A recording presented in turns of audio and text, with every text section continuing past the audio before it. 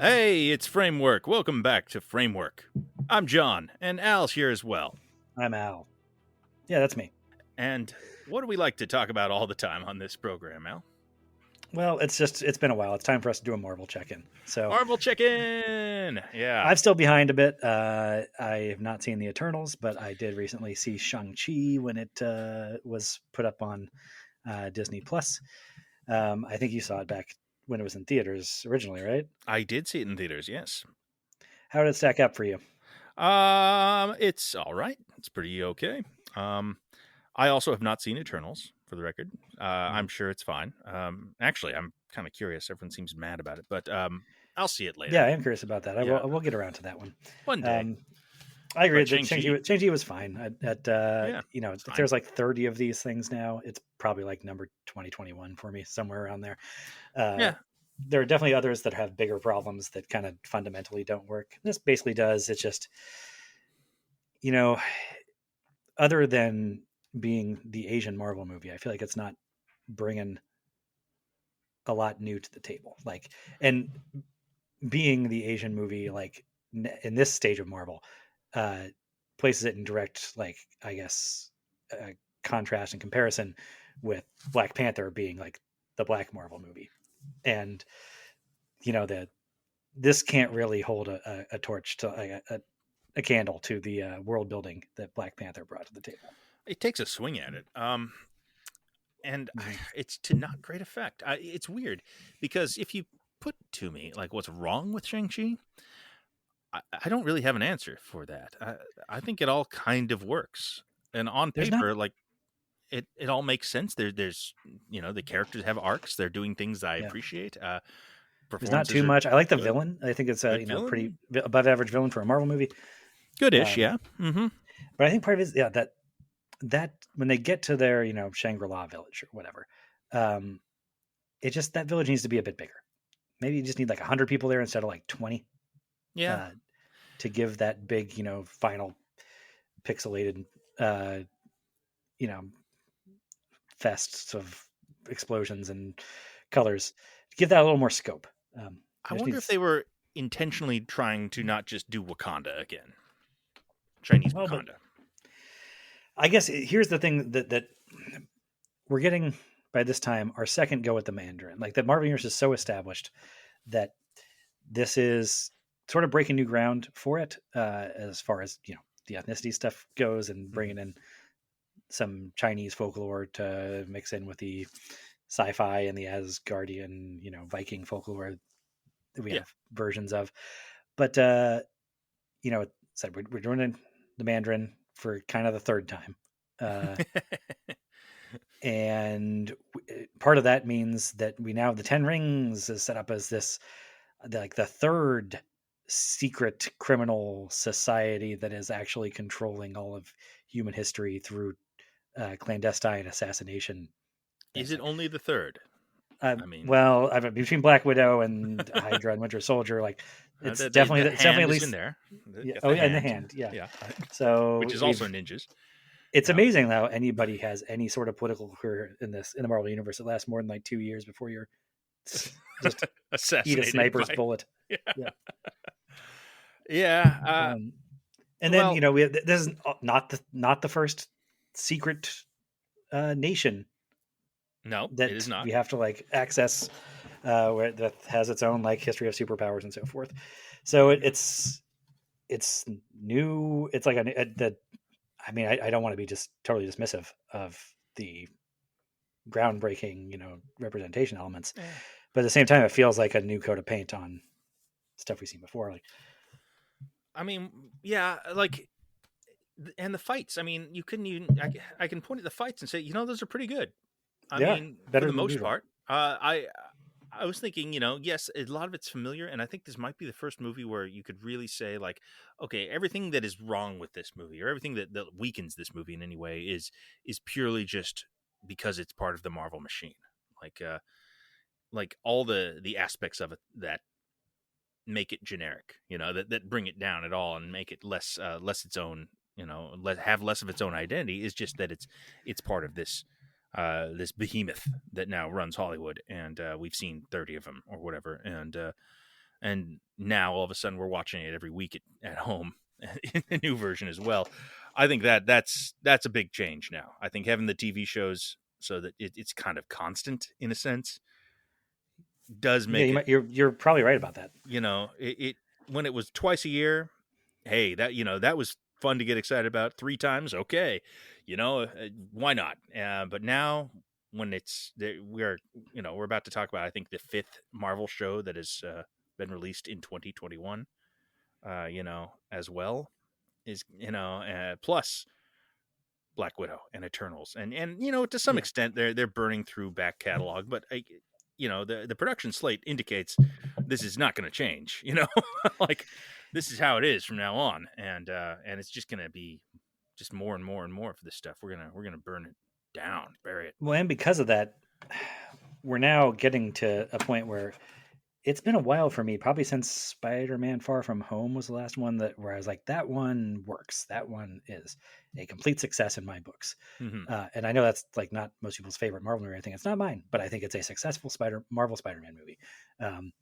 And then after that, everything's got a lot more caveats. With all the TV shows thus far, feel compromised by the pandemic in some ways, or like they peak early and sort of sputter out towards the end, like across all 3 of them.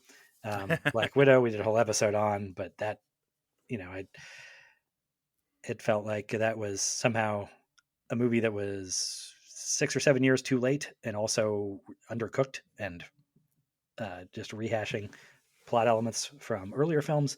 And like I said, this one feels like it's getting into some rehashing as well. I know it's been like a long time, complaint that detractors for the Marvel Universe have, is that, it's always the same plot. It's the big evil guy who wants the glowing thing to destroy the world, and then the hero has to like learn their powers and drag their wisecracking sidekick along, and then they have the big throwdown. And yeah, that's kind of the shape of a lot of Marvel movies, but it's getting to the point now where it's not just the general shape. It's like, we have rehashed this particular plot element before. We have the secret society of assassins controlling the world in under three different names, Mm-hmm. different points in this movie. And it's, I don't know, it's getting more, the plot lines are getting more specific, I think. And so it's starting to bother me, even as much of a zombie as I am for this stuff. Yeah, I mean, I am beginning to see like the end of my actual engagement with this, could be coming. That's been a threat, for a lot of people. Say, I'm done with these, especially after Endgame. But there's never been a point where I've been at it. It's like, I'm going to keep watching these. Why wouldn't I? Now I can kind of see when there's so much of it. When there's an Ironheart show and an Echo show and an Agatha Harkness show and a Moon Knight show and all these things, plus all the films, plus it all. I'm gonna start losing those at some point. I mean, when the Daredevil show and Jessica Jones hit Netflix, I was like, I love these. I'm all about these. I'm going to keep watching these as long as they make them. By the time Iron Fist came around, I was like, I guess I'm done with these. I don't need to have do time. that one. Yeah. And I think we're going to hit that with the Marvel main at some point. I mean, inevitably. We are. I mean, if Disney Plus continues at the pace it's going, mm-hmm. then yeah. Or it's going to need to knock one of these out of the park at some point. Like, we'll talk about Hawkeye in a minute. Right. But they need that one to like stick the landing in a way that Falcon and WandaVision and Loki didn't quite. Like, no, none of them completely shat the bed at the end, but I think Loki really crushed it. Loki was my favorite of the bunch, but no, I can't say that it crushed it. I can't say that it just nailed it to the wall. I don't think they've nailed it to the wall. And Endgame, I think, whatever your specific feeling about it, as a cultural moment, it landed. It nailed it. I think even if you don't like the movie, if you don't want to watch the movie, you have to give them credit for it. They hit the ball exactly where they called their shot at. Yeah. Mm-hmm. Like, it works on its own terms. Doesn't mean you have to like it. Yeah. And 2019 is not that long ago. It feels long because of all the things that have happened, but it's 2.5 years really. So it's not that long. I guess the problem is there's been, I don't know, a dozen things that have come out since then, Right. like, quite a few anyway. Again, none of them have been that great, like, in the earlier stages, the earlier phases, they could have some like not so great entries. in there, but every Sure. phase had something in there that kind of blew your hair back and was like, and made it like, oh, you're not, no, we're not done yet. But there was the first Avengers movie actually working was a surprise. And then I think you could say like Winter Soldier being as good as it was kind of a surprise, but maybe more appropriate to say that like Guardians of the Galaxy working and being the sort of cultural phenomenon. Well, both of them really. Those yeah. two, yeah. Yeah. Well, I mean, the first one just coming on the scene. I think, I mean, Guardians of the Galaxy and Black Panther, especially, like hitting as hard as they did when those were sort of like the points of doubt. Like, can they pull this off? You know? Yeah. And they did. So far, the Disney Plus shows don't have. They, like I said, they've worked. They've been singles. They've got on base, but they don't have a real like proof of concept that we can make these Disney Plus shows essential. And I think like, WandaVision, you could argue, came the closest. I think that it was. I think it was really. I think it was embraced a little bit more warmly by the general population than by us. Maybe I think we had problems with it that other people didn't really care to get deep into. I think that the fact that Wanda and Vision really worked pretty well in it, that those characters landed, and that the premise was interesting and hooky, that kind of landed for people. But no, it wasn't Endgame, for God's sakes. It wasn't a high watermark. There were too many problems. At least and I think from my perception. Yeah. And Shang Chi, like, and I think Simu Liu. Sorry, yeah. But he strikes me as a very talented performer. He's a lot of fun. I think he will do very well in the ensemble setting once they integrate him to the wider, Marvel universe. But Shang-Chi as a character does not like pop the way T'Challa the Black Panther did. Like, no, I'm not dying to see the next, like his next adventure exactly. Yeah, and it's tough because he has an arc. He has a recognizable arc. Yeah. He has, character traits, sort of. I mean, I don't know. Those are a bit of a general wash, though. Those are kind of just like he's blandly likable. Like he's nice. He's okay. He's a decent person to hang out with. I don't know. I have some ideas for what they could do with that, but so far he's just the protagonist. He's just the guy who stars in this particular film, and I don't know. Well, I think there's. I guess I have two basic lines of critique. I think for why that hold Shang-Chi back for me. One's for like the first half of the movie, and one's for the back half. The back half we talked about already. It's just something that set piece and that space needed to be fleshed out a little more, and give it some of its more own character. The amount of pixel crush there too doesn't help. Yeah, it's a lot of CG, a lot of weightless. Yeah. Well, the weightlessness of it. He's running around the dragon's back, and I'm just like, I have lost any sense of spatial geography here. I don't know if he's upside down. I don't know if he falls off. Is he going to fall into the water? It doesn't matter. If he hits the land, like, can he hurt? I think the rings kind of make him invincible a little bit, but I don't know exactly. Yeah, I guess he knows how to use that. It's that stuff that does not help. Even as I enjoyed the design of a lot of those things, Yeah, the creature design. It looks good. It's just that they're so plainly artificial.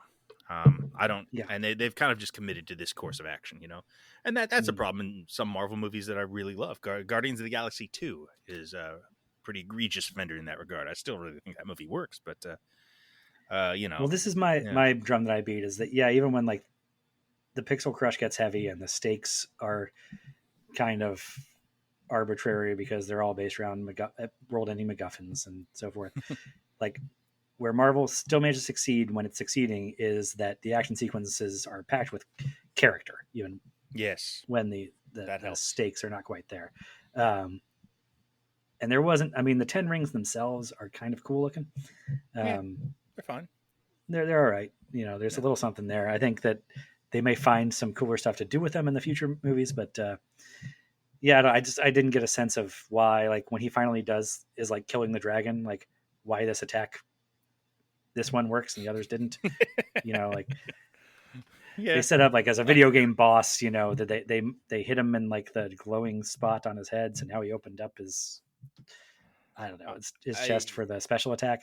He shoots the rings into the guy's mouth, and then they come out his chest. Or they went down the mouth. Okay, yeah, that's. I think, or maybe not. I don't know. It's been a little while. It's who cares? It was time for the action scene to end. Is kind of the sense you get. Not a big fan of the dweller in the dark, to be honest. As much as I'm prone to appreciate a Lovecraftian beast, just getting written into your story.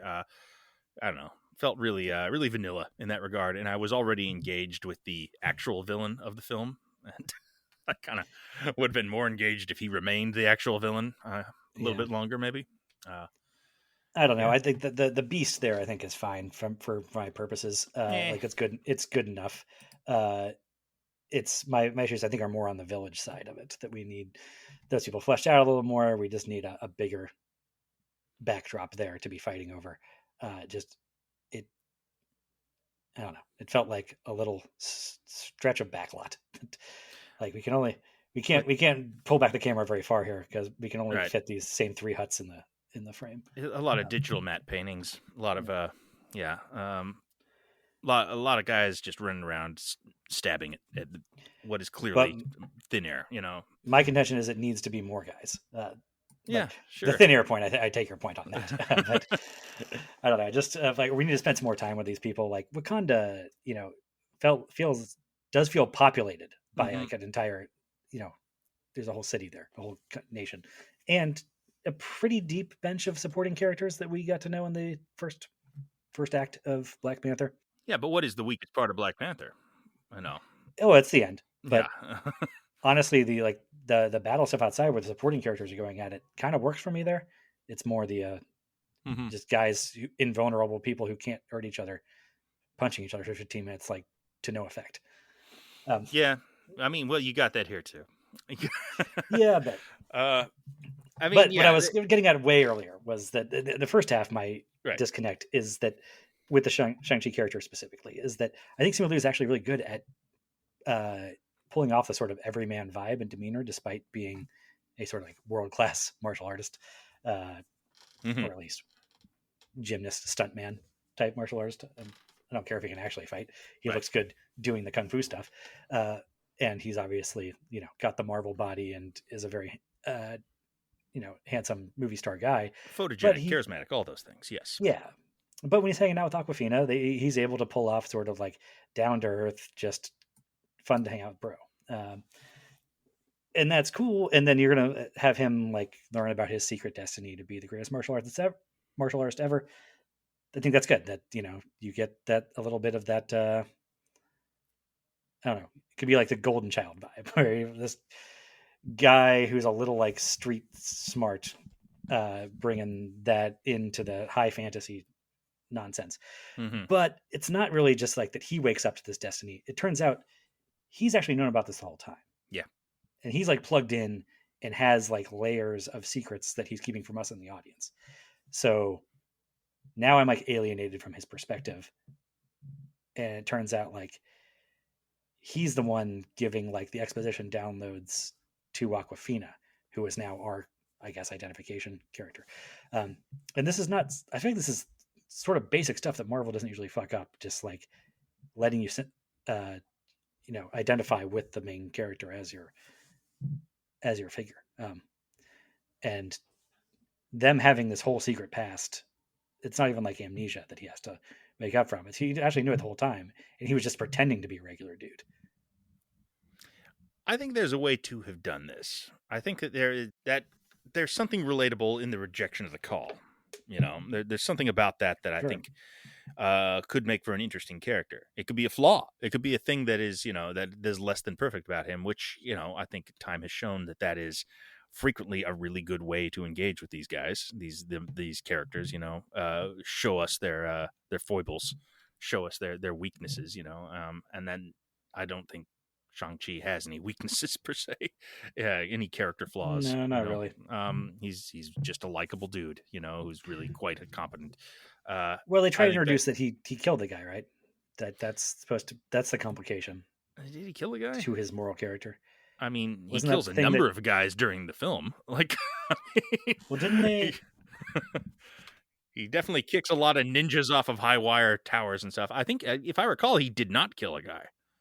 Like, Well, wasn't I that thought it? that was the thing. All right, so this is where I'm a bad podcaster because I did have to get up and change a diaper at one point during this movie, Sure. and Hmm. I It's didn't make fine. myself It's somebody remind it. Shang-Chi. So I might have missed something there, but Hmm. I thought the reveal was that he got sent off when he was 15 or whatever by his father to go kill somebody who was, helped kill his mother, Yeah. and he says he ran away, and that's when he ran away, and then he tells Aquafina that he didn't go through with it, and I thought later on he revealed like, no, I ran away, but I actually did go. It was after I went through with it and killed the guy. I mean, I don't even recall what the specific of that was. I thought he did not kill the guy. I remember the scene when his dad takes him to the criminal bar or wherever it is and just kills the shit out of everybody. That was good. I like that scene. Yeah. But that's what I remember, really. So this is a detail that I deigned unimportant and didn't remember it, I guess. Well, so it wasn't super effective in establishing him as a exactly. character with like moral shades. And he kills a number of people over the course of the film. Like, he kicks them out of windows of moving cars, off of buildings. He kicks a bunch of people off of buildings in one sequence. Yeah. So he kills people. And that's fine. I don't care that he does. No, I don't care either. They're ninjas, whatever. What I'm saying is that he's introduced to us as an everyman, and we sort of learn to like him that way. And then it turns out that he is Jason Bourne, and I feel like that as much as I don't like amnesia as a plot device, it's actually super important that Jason Bourne has amnesia, so that it's very useful narratively. Yes, he is learning things along with us. But now it's like we got to know this guy and got to like him, but then all of a sudden there's this huge chasm in our perspective and his, and he's known all along. So it's almost like he's been lying to me. I'm Aquafina. He's been lying to me. That's interesting. That's not how this should go. I mean, that is a weird space to create. I mean, I think you might be onto something there. I have an appreciation for that when I'm watching it, but you're right. I certainly don't feel connected to Shang-Chi. I don't feel like I'm with him on his journey here. And I think, he is, because he's somewhat withholding as a protagonist. I'm surprised Aquafina's not angrier at him, actually. Yeah, she gets over it real quick. Yeah. And I thought that was just because she's, in love with him or whatever, but they didn't end up going there. That is where they're going, though, right? I think so. Let's get back to Aquafina in 2 minutes. But all right. It is weird to be 35 minutes into a movie and have the protagonist like now explaining to the camera like what are the essential elements of his character conflict. Mm-hmm. Like, we should have used those first 35 minutes to get here. I would have thought, but that's a weird structural thing to have done. I feel like it's possible. I feel like this is a nut that could be cracked. And yes, I guess the proof is in the pudding that it didn't quite happen in Shang-Chi. But I do feel like that is a structure that could work. There could be I'm trying to think of a film that actually does that well now, and I'm drawing a blank. Without it being actual amnesia like that, because the Bourne stuff is where I'm going. But where he is our identification character. He's our way into the movie. Mm-hmm. And then he reveals his own agenda.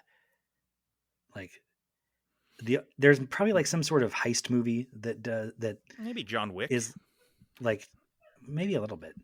But I mean, he's sort of almost the antagonist of his own film. Yeah, he is sort of a golem there. Yeah, but I think there could be like heist movies that maybe are a little too impressed with their own cleverness, trying to like layer in this. And no, you didn't. You thought it was this person doing this, but then at the same time they were doing this underneath that. But this Shang-Chi is not that type of movie. It's not. No. It's not Ocean's 13 or something. I don't. Yeah, I mean, I think you're onto something there. Now that we do know him, I am kind of curious as to what his deal is going to be. Like, yeah, we can start the next movie on equal footing with him. Is a nice thing, and I think that gives it the chance to be really good.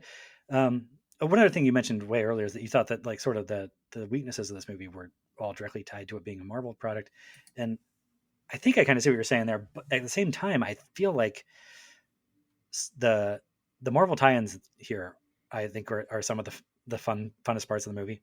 Well, Wong and Abomination and Trevor Slattery. Having Ben Kingsley come back helps a lot. It makes the movie better. He's great fun in this. I think the thing I remember most from this film is the Planet of the Apes monologue that he has. It's good. He's he's, Yeah. he's really fun in it, and I'm glad they brought him back because it was a successful performance, and they found a good way to do something new with him. And yeah, that's good. Wong's funny. Abomination's funny. Yeah, You're I mean, right. when they're going through the Yeah, Fight Club, and I'm like, oh, is that a Black Widow fighting an extremist villain from Iron Man 3? Like, that's yeah, fun. And then they go the main cage. It's a Wong and the Abomination. I'm like, oh, now that's really fun. yeah, yeah. And then he gets Abomination to KO himself. That's great. A Mm-hmm. lot of And fun. just the implication that Wong goes to fight clubs in his off time, like Right.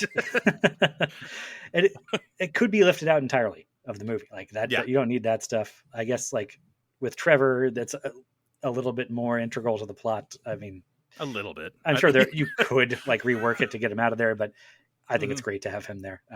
We're both big slat heads here. Yeah, it's very fun. And again, the comedy, the Marvel comedy which is a point of contention for some people, I think is a major part of why these things have succeeded on the level they have. It makes the films work. And that you can thread that needle that you remember from 2013 when you saw Ben Kingsley as Trevor Slattery, and like that we have that, in a sort of our back of our mind, gives that character a weight and importance that it wouldn't have otherwise, and ties it to the larger thing.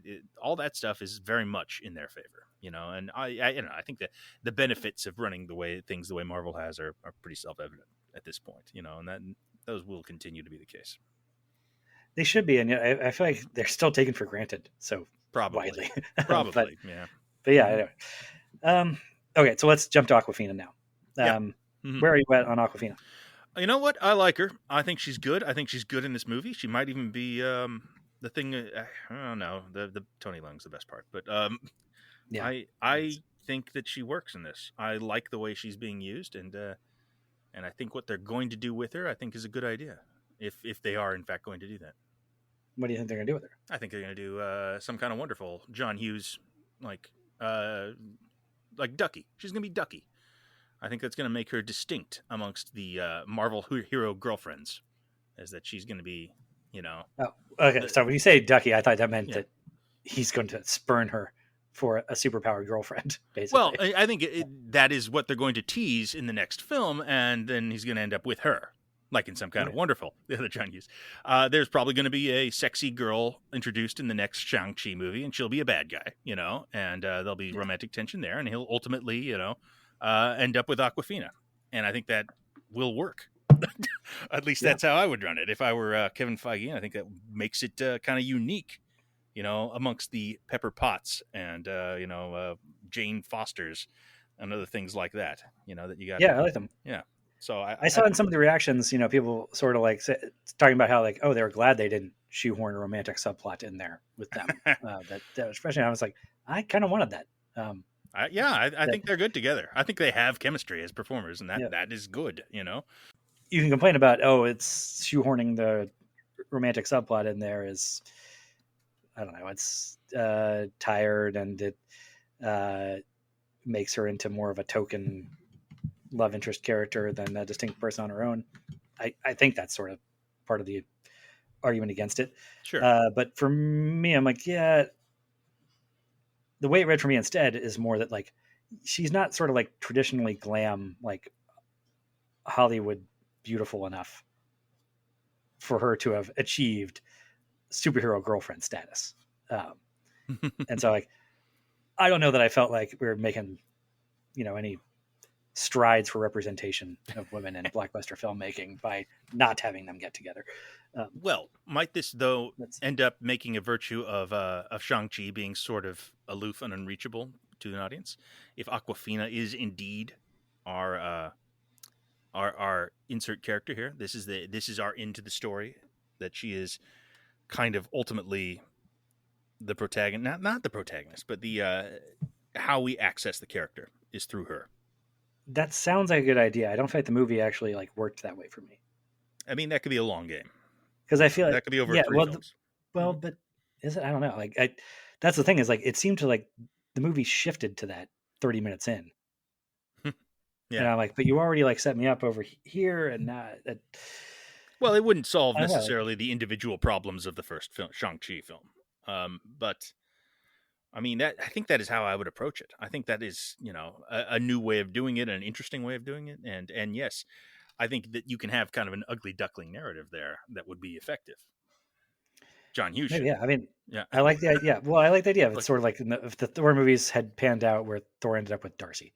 Like yeah, that would have been a exactly. different mode. And I was like, it seemed like that might be where this was heading. And I was kind of down for that. Um, but maybe you're right. Maybe it's just a longer game, and we're going to get there in Shang-Chi 2 or Shang 3, whatever the case may be. Yeah, I mean, Feige knows how to get an audience reaction, it seems to me. Like, he knows how to set things up and pay them off down the road, or cut them loose if they're not working. I think he's quite good at that. I think that's kind of one of his superpowers. So, I do believe I think that, you'd have to be really obtuse to argue with that. yeah, Like, there's no question that is his whole thing. yeah. That nobody else has been able to crack the code the way he has. So, That every other franchise is looking for their Feige because he's got that dialed in for this franchise. and I think that there's a lot of potential for things in Shang-Chi to pay off in that way, not least of which is the Aquafina stuff. I think, I don't know, this could result in something. I don't know what they're going to do with the rings. I don't know how that plays into whatever their other larger plans are. I don't even know what context you could use Shang-Chi in an ensemble film. Like, is he just, how does he become an Avenger? I guess he's got the connection with Wong now and superpowers. That might be enough to be, well, he's on the team.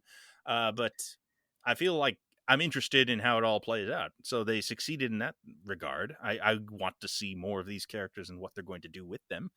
So, I mean, in that regard, the movie worked, right? I mean, it's a piece of the larger whole, as all these things are. Yeah.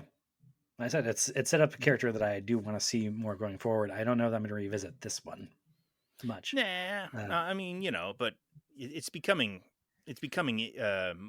quite an ordeal to do that with as many of these as there are going to be. I think you're going to see a handful of them kind of rise to the top of, and Yeah. we're just gonna have to start ignoring shit. Like you'd be like, oh yeah, Well, I remember that. I guess that did happen in Captain and Falcon and the Winter Soldier. You can.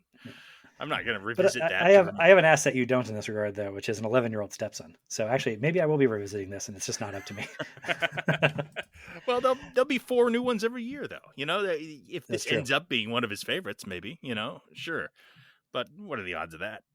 Nah, it doesn't seem to be at the top of his list. Right. I don't know. He was very excited to watch it because he got to see it in the theater back. Right. But when I didn't, or not in the theater when you could pay $40 to see it, maybe I don't know. I mean, I feel a little behind the conversation here because Eternals apparently has many of these problems as well, from what I have gleaned. I'm kind of trying not to hear much about it. I'll just watch it on Disney Plus next month. Yeah. Yeah, we'll reach back. We'll touch on it then because Yes, the same way that I know I'm going to see it, so I'm not going to spoil myself now, and I'll get to it. We do. What we're trying to stay abreast of, though, is the new Hawkeye series. Of course. Yeah, that one I can just do at home. Yes, ideal. Exactly, it's easy. And this is one that I had my doubts about. It's we have talked previously about the Hawkeye character in the Marvel Universe. Hawkeye being my favorite superhero as a kid. I was an odd boy, but but the render version of the movies never really felt like that character from the comics at all to me. The way that Spider-Man or Thor or Captain America, they're their own takes. I mean, I don't feel like Robert Downey Jr.'s Iron Man is really the Iron Man from the comics when I was a kid, but it's something else coming from the same place. It feels like it's extrapolating from a similar place, whereas the Renner Hawkeye versus the comics Hawkeye as a kid is just a completely different take on Archer. Like that's the only real. And for all that, he's not a terrible character, but he never really this is not one I was like, oh, I need this. And the hook is supposed to be okay. Well, they're adapting the Matt Fraction Hawkeye series from earlier this century, that is considered one of the best Marvel comics of the last couple decades. That's sort of a one-off, not quite Elseworld version, but it's almost its own pocket universe that it's taking place in, and it's got a pretty strong take on the Hawkeye character, and but again, it was impossible to see how that would jibe with the Renner version. Yeah, I mean, I'm ignorant of the Fraction run. I mean, I've heard that it's Okay. amazing. That I don't know it. I've never read it. I don't know what happens in it. I've only just now seen screen captures of what it even looked like, and I was like, neat art style. I should read that one of these days, kind of thing. I don't know it. So I've I by reputation, I'm sure it's quite good. From what I understand, it's not quite what they're doing here. No, well, this is what I thought you had read it, so I was going on at length about that. But they're using a lot more elements of it than I thought you could like shoehorn in with the Renner, because the issue here is that in the Fraction comic, Hawkeye is a divorced single man who can't keep a relationship together. He's an Avenger, but you never see him doing Avenger stuff in the Fraction comics. And his main like source of conflict there is that he is like the superintendent of a rundown apartment building in Queens. And the Russian mafia is sort of muscling in on his tenants, and he gets kind of can't help himself getting involved there. And he's just sort of like a perennial screw up, like, Mm-hmm. And that's so the opposite of the sort of family man, consummate professional vibe that Renner's Hawkeye has. That I didn't see how you could do any of that stuff, but they threaded the loop pretty good there. Actually, they found a decent way to have their cake needed too. It would seem they got the Russian mob stuff in. Yeah. They got they've got Kate Bishop, who's the Hawkeye Jr. character. Mm-hmm. And I think is what is making the show work in the first couple episodes. I have to agree. I think she is blowing Renner off the screen, to be honest. I think she's great. Yep. And usually when they introduce characters like this, like it's a young female version of the hero that you like, that's is a tough one. They've not got a great track record on that. Nailing it here. I think she's. I already kind of like her more than I ever liked Renner, who again I'm not a huge fan of. I think you're totally right, but I also think that works for the show, and this is part of the comic as well. But in the show, she is. It's part of their character dynamic that she is more likable than him. Well, and you know what? I also should say I should be nice here to Renner, because I don't think he's doing a bad job in this. I think he's all right here. I think this is they seem to be doing a Shane Black, Bruce Willis in Last Boy Scout type thing with him. And that's all right. He's not maybe Bruce Willis at his prime, but it's working. No, but I think they're doing two really good things here, though. That it's a good role to cast him in, except that they are playing to Renner's characterization, that he is not Bruce Willis. They're not trying to make him Bruce Willis, and that Bruce Willis's thing with Joe Hallenbeck or John McClane is sort of the wise ass cool guy thing. Like, yeah, he's kind of burnt out, but he's also like, I don't know, he's a smart ass. He's gonna like have the last word in any situation. He's gonna get it in there. And Renner's version is like does not care about quipping, is so over this, does not even want to engage in the back, like the Shane Black sassy back and forth. He's so uninterested in taking the spotlight that he's like genuinely seems like not sure he wants to be in his own show. I enjoy that. And I like that. The LARPing sequence kind of nailed that. That was a lot of fun, in that it wasn't him just being a shit to people. It was him just it towed that line nicely, where he's not just pissing on their parade.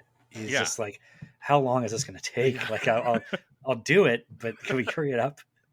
Yeah, that was good. That's a scene that could have been a real, could have been a big eye roll kind of moment. Something that really slowed down the episode. But I think that plays to the Renner characterization, is that because he brings some dad energy to it. Like, he wants to be supportive of these nerds as long as it doesn't take too much of his time. That Bruce Willis would have just been shitting on them at every turn. Oh yeah. But he's trying to humor them and get on with his day. Renner couldn't get away with that either. I think he would be Right. unlikable No, if he he's tried to not be likable. Bruce Willis. Yeah, that's a good point. Yeah.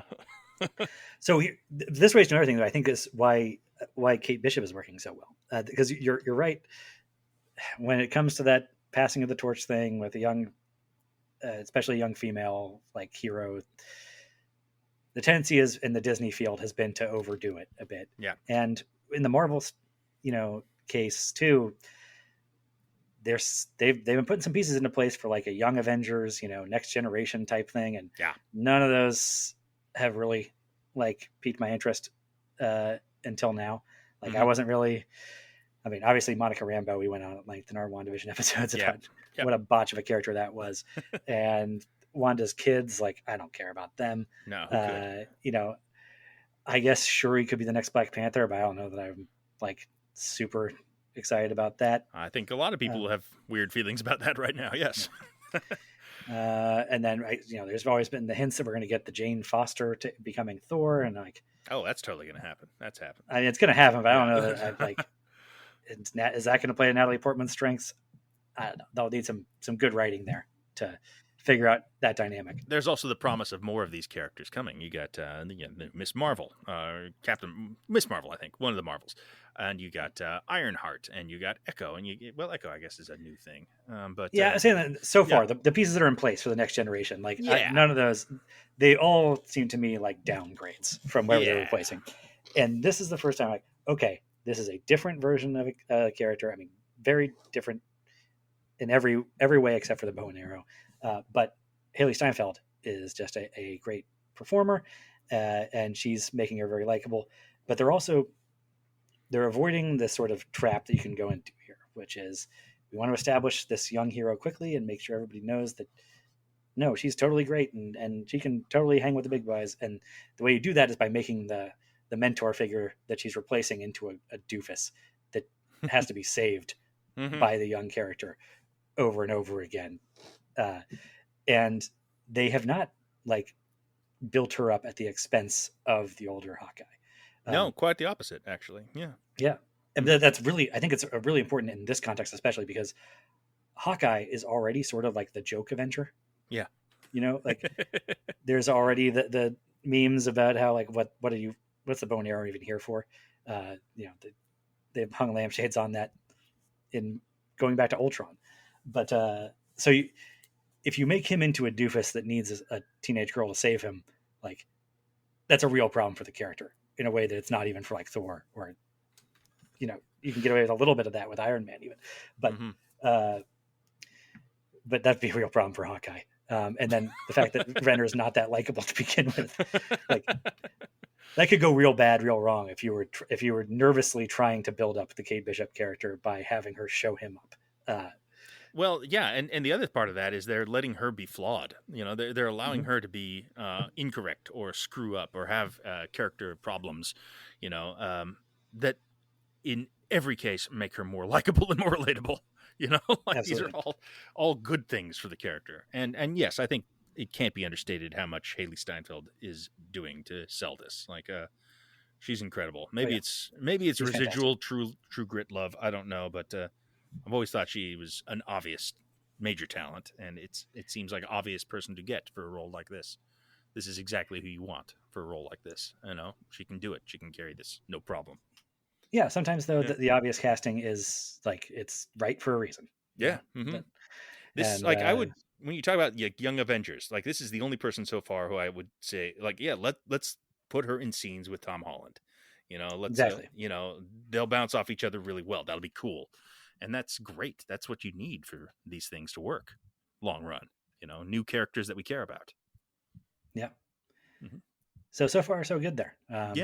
We'll see as things progress. But like we talked about a little earlier, like we're pretty optimistic, a couple episodes into Loki and Falcon and WandaVision. They were really nailing those things. So we'll see if I think this the Hawkeye run is a little shorter, right? It's 6 episodes, so we're like already a third through it. We're putting this out early. We'll come back and talk about it when it ends. But yeah, this is like first hits on Hawkeye, and it's it's low stakes. It's New York. It's street level. It reminds me of the Netflix shows a little in that regard. If it can stay at a Daredevil quality level, stay above, a Luke Cage quality level, then I think you're going to be fine here. This doesn't have to blow up the world or change the Marvel Cinematic Universe forever. It just has to be an entertaining action program, and so far it seems to be doing that. And the new characters work. If it can manage its last 2 episodes to be as good or better than the first 2 episodes, then it will, I think, be the best of the Disney Plus shows, and maybe function as that proof of concept for we can do this, 2 of these a year going forward too. Maybe not 4, but 2 would be okay. Do we? I mean, that's good. I feel good about this. Do we have anything to say about What If? I don't think we ever talked about that. I don't have much. I have less to say about that. I've still only seen a couple of them. I was just fine. The only thing I'll say about What If, I think that the multiverse stuff that they've opened up between Loki, I think that's going to be the crux of what we're talking about. Like, how we're on phase 4 now, right? Yeah. So phase 4 doesn't have like its knockout yet. That's like, oh, they still got it the way that Guardians or Black Panther, had functioned previously. And I think that's going to come down to Spider-Man 3, or to an extent Doctor Strange 2 maybe. But I think Spider-Man 3 is really going to be where it's at. Like, if that works as well, like we got a sense of like the scope of the ambition there. And if that allows them, like people are speculating, to like bring in some of the Netflix, they want to bring in Netflix Daredevil and Kingpin and leave their Iron Fist behind. Yeah. Like if they can pull that off, then I think we're going to be, back in that Eden Crow space of going like, we doubted them, but people doubted them after Thor 2 also. And it is an incredibly important film for him going forward, I would say. I think that and Doctor Strange, I feel like that those are going to be the ones that kind of make sense of the multiverse thing or don't, if it works, it's going to happen in those 2 films. And if it doesn't, that's where it's going to fall apart for good and forever. And become a thing they just have to ride around and get beyond, or they nail it, and it seems like those are the ones that are getting everyone's attention, that those are the ones that they really want to land. And I think Spider-Man is, everyone's going to see that thing, that one's going to be the hit of the Christmas season. To whatever extent we have hits anymore. I don't know how that works anymore, but yeah, everyone's going to see it. So I might say from the last 4 or 5 things, it seems like they're losing a step, but at the same time, they got Thanos and the Infinity Stones to work. Yeah. So I can't put anything past them. All right. Yeah. It would be something if they really turned it around, wouldn't it? Because those are the next 2 films. It's Spider-Man and Doctor Strange. And these are the ones I think they really need to hit in phase 4. Then they're kind of golden, And then it's just, I think, Thor, and that's like a layup at this point. Yeah, and Guardians 3, they'll be fine, I'm sure. But I think Spider-Man is where like the phase has to come together. Mm-hmm. So, but before we get there, we'll probably check back in with Hawkeye when it ends. It'll be about when Spider-Man comes out. So perfect. Count on that. Really? Is Spider-Man coming out that soon? Yeah, it's Christmas time. Oh shit! A month, less than a month. Mm-hmm. Wow. Yeah. All right. We'll be getting back soon. All right. All right, man. That's it for Marvel for now. We'll talk about it more. And I don't know. We might have seen Eternals by then. Who knows? maybe if it hits Disney Plus fast. Who knows? All right, man. Take care. Bye.